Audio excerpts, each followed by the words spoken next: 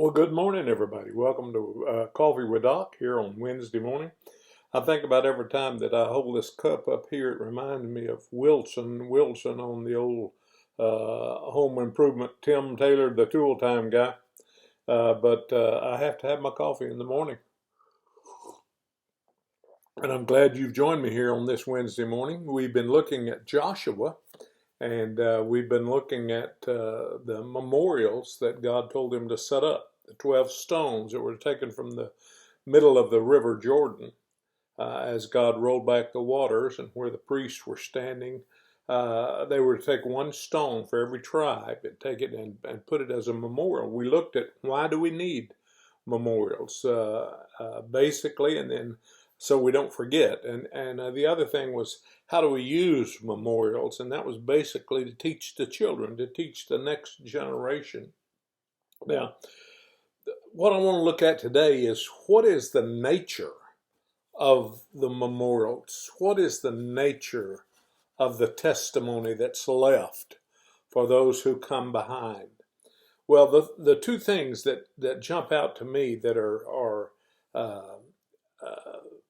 the nature of a memorial is, first of all, they're enduring, and secondly, they are unmistakable. Let's look at those for just a moment this morning and get you a big sip, and we'll go right through this. Probably be shorter than the other, but stay with me on this. Maybe it'll give you something for today. First of all, a memorial that the Lord wants us to leave, whether it's our testimony or whatever it is. First of all, it's enduring.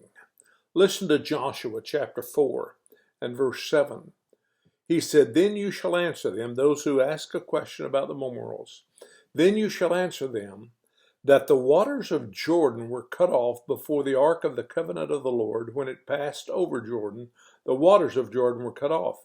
Now listen to this. "And these stones shall be for a memorial unto the children of Israel forever." Did you get that? Forever. These memorials are to be enduring.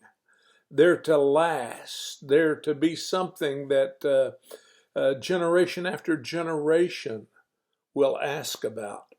And the witness of the memorial was to be a perpetual declaration of the power and the delivering hand of God.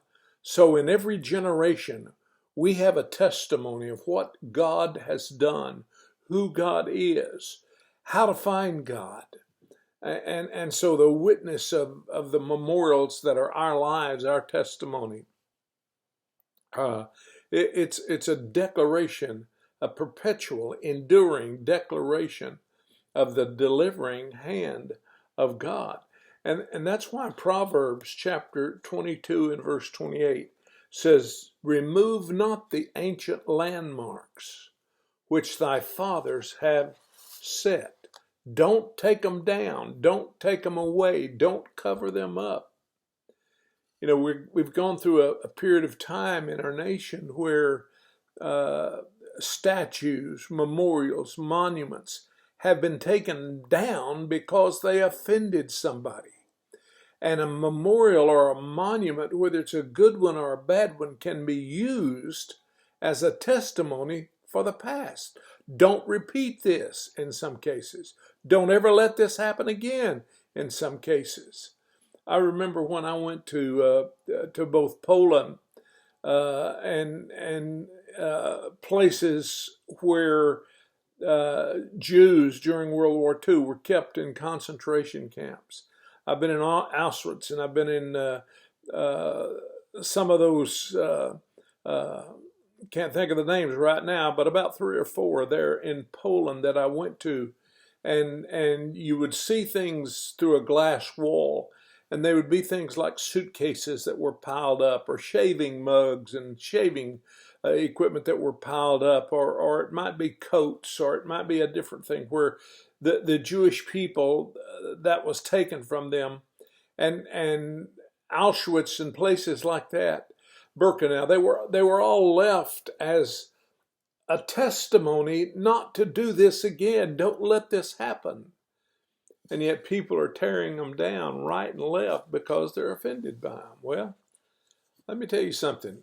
We've seen it in our own generation, or at least my generation. America, as a nation, has sought to remove the landmarks of Christianity. For example, 1962, prayer in schools was declared illegal. In 1963, Bible reading in the schools was declared illegal. Somewhere about 1980, it was declared illegal to post the Ten Commandments in the schools. In other words, the government is removing any Christian vestige, whether it's our holidays or whether it's the Word. And it's amazing to me how they're trying to get Bibles into prisons, but eliminating Bibles from school. It's should be a different route there. But they're moving the landmarks of Christianity. And the landmark is to be enduring. Don't remove the ancient landmarks.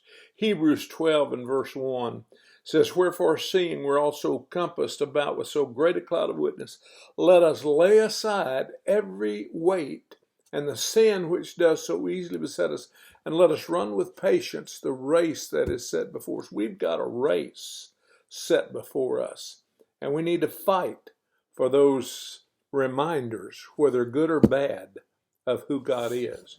And the enduring testimony of those who've gone before us has blessed us. That's why we're encompassed with a great group of witnesses. And we should have a lasting testimony to those who follow after us. It should be enduring. And then the second thing that he talks about is that it should be unmistakable. There should be something about it that is not only enduring, but it's clear and unmistakable. And so let's look at that. But you have kept me too long on the enduring part, and it's already Thursday morning for me in my mind. So let's come back in the morning and let's look at the unmistakable nature of those memorials, how clear they have to be. God bless you.